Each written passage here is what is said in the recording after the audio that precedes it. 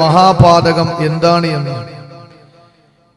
ഈ ലോകത്ത് ജീവിച്ചിരിക്കുമ്പോൾ നമ്മൾ ഒരുപാട് തെറ്റ് ചെയ്യുന്നവരെ കാണുന്നവരാണ്, തെറ്റ് മനസ്സിലാക്കിയവരാണ്.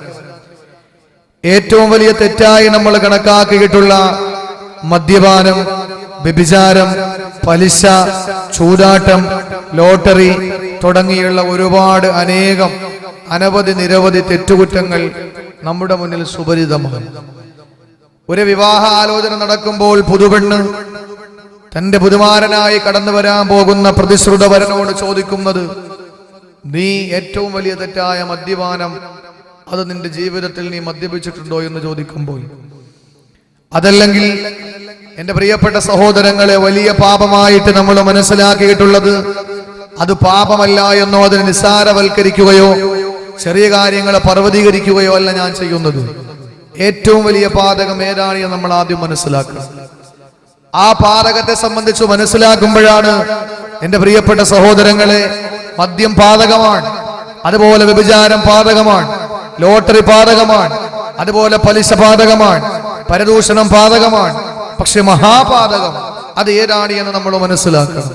അത് മനസ്സിലാക്കുമ്പോഴാണ് ഇൻഷാ അല്ലാഹ് അതിന്റെ പാരിതോഷികങ്ങൾ എന്താണ് എന്ന് നമുക്ക് നമ്മുടെ മനസ്സിലേക്ക് നല്ലതുപോലെ ഒരു പരിവർത്തനവും ഒരു പ്രതിഫലനവും ഉണ്ടാക്കാൻ കഴിയുക. അള്ളാഹു പറയാനും കേൾക്കാനും ജീവിതത്തിൽ പ്രാവർത്തികമാക്കാനും അള്ളാഹു തൗഫീഖ് നൽകി അനുഗ്രഹിക്കുമാറാകട്ടെ. എന്റെ പ്രിയപ്പെട്ട സഹോദരങ്ങളെ, മഹാപാതകം എന്ന് പറയുന്നത്, ആ മഹാപാതകത്തെ സംബന്ധിച്ച് വിശദീകരിക്കുമ്പോ എന്റെ പ്രിയപ്പെട്ട സഹോദരങ്ങൾ മനസ്സിലാക്കണം, അത് നേരത്തെ പരാമർശിക്കപ്പെട്ട ഏതെങ്കിലും ഒരു തിന്മയല്ല, മറിച്ച് ഈ ലോകത്ത് നിന്ന് വിട പറയാൻ ലോകൈക ഗുരു അഷ്റഫുൽ ഖൽഖ് മുഹമ്മദ് മുസ്തഫ സല്ലല്ലാഹു അലൈഹി വസല്ലമ തങ്ങൾ ഈ ലോകത്തോട് വിട പറയാൻ എടുക്കുമ്പോൾ, ഈ ലോകത്ത് നിന്ന് വിട പറയാനുള്ള അവസാന നിമിഷത്തിൽ ഈ സമുദായത്തെ പിടിച്ചുകൊണ്ട് അല്ലാഹുവിന്റെ റസൂൽ പറഞ്ഞത് ഒരു വലിയ ദൗത്യത്തെ സംബന്ധിച്ചാണ്. ആ ദൗത്യ നിർവഹണത്തിൽ എന്തെങ്കിലും പോരായ്മകൾ വരുത്തുമ്പോഴാണ് അത് മഹാപാതകമായി മാറുക. ലോകത്ത് അല്ലാഹു തആല ഒരുപാട് കൽപ്പനകൾ, ഒരുപാട് ഇബാദത്തുകൾ അവന്റെ അടിമകളായ ഞാനും നിങ്ങളും ചെയ്യാൻ അല്ലാഹു എന്നോട് നിങ്ങളോടും കൽപ്പിക്കുമ്പോൾ, എന്റെ പ്രിയപ്പെട്ടവരെ, ഹജ്ജാകട്ടെ, സക്കാത്താകട്ടെ, നോമ്പാകട്ടെ, മറ്റു ദാനധർമ്മങ്ങളാകട്ടെ, ഏതോ ആയിക്കൊള്ളട്ടെ, അതെല്ലാം ദുനിയാവിൽ വെച്ച് നിർബന്ധമാക്കപ്പെട്ടതാണ്, നിയമമാക്കപ്പെട്ടതാണ്.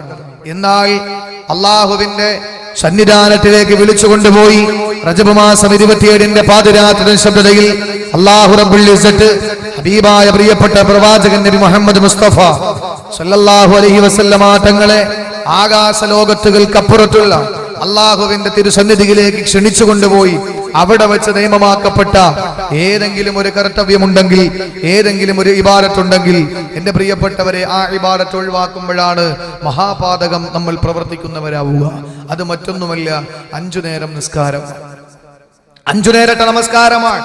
നമസ്കാരം എന്ന പേര് കൊടുത്താൽ എന്റെ പ്രിയപ്പെട്ട സഹോദരങ്ങളെ, അത് നമ്മൾ ചിന്തിക്കുന്നു നിസ്കാരം, അത് എല്ലാ ഉസ്താദുമാരും എത്ര തവണ പ്രസംഗിക്കുന്നതാണ് നിസ്കാരം, നമസ്കാരം എല്ലാവരും പറയുന്നതാണ് എന്ന് നമ്മൾ ചിന്തിക്കുകയും, എന്റെ പ്രിയപ്പെട്ട സഹോദരങ്ങളെ, അത് എല്ലാവരും എപ്പോഴും പറയുന്നതാണ് എന്ന് മനസ്സിലാക്കിയിട്ട് അതിന്റെ പേരിൽ ഇന്നത് പറയാൻ ആരുമില്ല. അത് പറയാൻ ആരുമില്ല. മരണം എന്ന വിഷയം കൊടുത്താൽ നമ്മൾ പറയും മൊയ്ലിയാക്കന്മാർക്ക് അല്ലെങ്കിലും മരണത്തെ പറ്റി പറയാനേ അറിയാവൂ എന്ന് പറയുന്നത് പേടിച്ചിട്ട് ഇന്ന് മരണത്തെ സംബന്ധിച്ചോ പറയാൻ ആരുമില്ല. വിവാഹ പാർട്ടി അതല്ലെങ്കിൽ മറ്റേതെങ്കിലും ഫംഗ്ഷൻ നടക്കുമ്പോൾ ആഹാരം കഴിച്ചിട്ട് കൈ കഴുകാൻ വേണ്ടിയിട്ട് ഒരു പാത്രത്തിൽ വെള്ളം വെക്കും, അതിന്റെ തൊട്ടടുത്ത് ഒരു തോറത്തും കൊണ്ട് തൂക്കിയിരിക്കും. എന്തിനു വേണ്ടിയിട്ടാണ്? കൈ കഴുകിയതിനു ശേഷം എല്ലാവരും അതിൽ തുടച്ചിട്ട് വേണം പോകാൻ. അതിനു വേണ്ടിയിട്ട് ആ തൊട്ടടുത്ത് ഒരു തോറത്തുമുണ്ട് ഇങ്ങനെ തൂക്കിയിരിക്കും. എല്ലാവരും എവിടെയാണ് തുടക്കുക?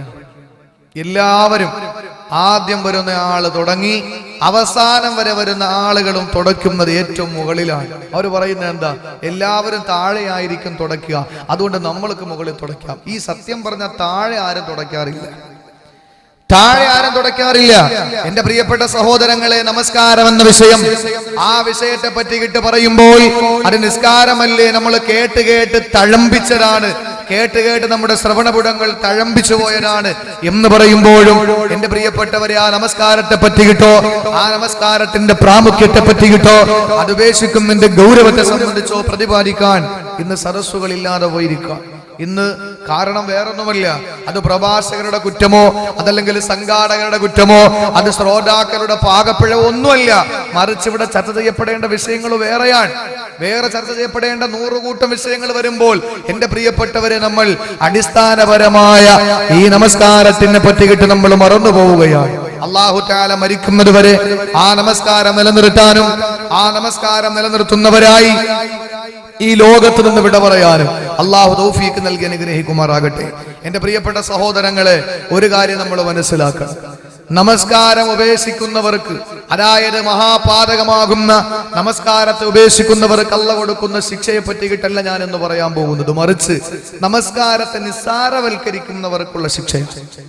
അവർക്കുള്ള പാരിതോഷികം എന്താണ് എന്നാണ് ഇൻഷാ അല്ലാഹ് ഞാൻ എന്ന് പറയാൻ പോകുന്നത്. എന്റെ പ്രിയപ്പെട്ടവരെ, ളുഹറിന് ബാങ്ക് കേൾക്കുമ്പോൾ നമ്മൾ പറയുന്നത് എന്താണ്? അസർ വരെ സമയമുണ്ട്, അതുകൊണ്ട് ഇതിനിടയിൽ എപ്പോഴെങ്കിലും നിസ്കരിച്ചേക്കാം എന്ന് കരുതിയിട്ട് ആ ളുഹർ നമസ്കാരത്തെ പിന്തിപ്പിക്കുമ്പോ മഗ്‌രിബിന്റെ ബാങ്ക് അതാ പള്ളിയുടെ മിനാരത്തിൽ നിന്ന് ഇളങ്ങി കേൾക്കുമ്പോ ഇശാ നമസ്കാരം വരെ എല്ലാവരും അത് പിന്തിക്കുമ്പോ അല്ലാഹുവിന്റെ റസൂൽ പറയുകയാണ്,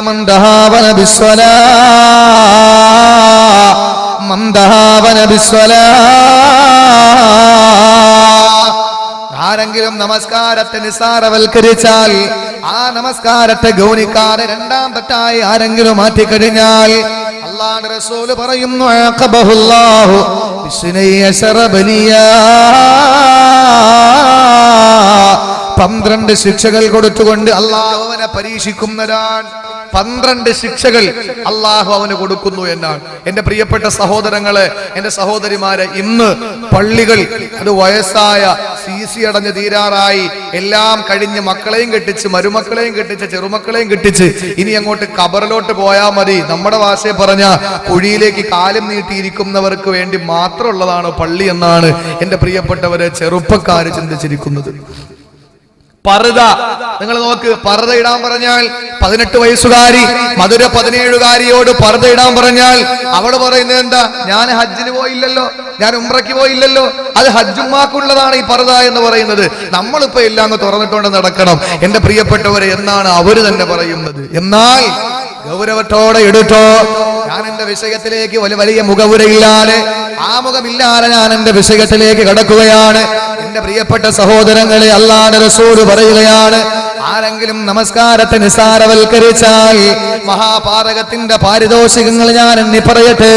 എന്റെ മുന്നിൽ ഒരുമിച്ച് കൂടിയിട്ടില്ല വളരെ വിരലിലെണ്ണാവുന്ന അങ്കുലി പരിമിതമായ ഈ പാതിരാത്രിയുടെ ഒരുമിച്ചുകൂടി വിശ്വാസിനികളോട് ഇനിയപ്പിന്റെ ഭാഷയിൽ ആദ്യമായി എന്നോട്, രണ്ടാമതായി നിന്റെ സംഘാടകരോട്, മൂന്നാമതായി എന്റെ ശബ്ദം ശ്രവിക്കാൻ ഇവിടെ എത്തിയിട്ടുള്ള സഹോദരങ്ങളോട് സഹോദരിമാരോട് ഞാൻ പറയും, നമസ്കാരത്തിന്റെ കാര്യം ഗൗരവത്തോടെ കാണണേ.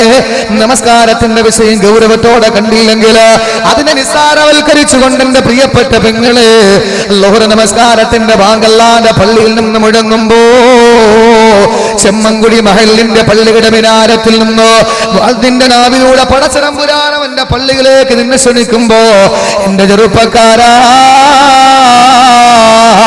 കടപ്പെണ്ണകളിൽ സ്വറപറം നിൽക്കുമ്പോ തെങ്ങും തോപ്പുകളിൽ നിന്ന് വെള്ളമടിച്ച് മദ്യപിച്ചുകൊണ്ട് കുപ്പി പൊട്ടിച്ചുകൊണ്ട് നീ സമയം നഷ്ടപ്പെടുത്തുമ്പോൾ അല്ലാഹുവിന്റെ റസൂൽ പറഞ്ഞതെന്തെന്നറിയോ? മന്ദഹാബന ബിസ്സലാ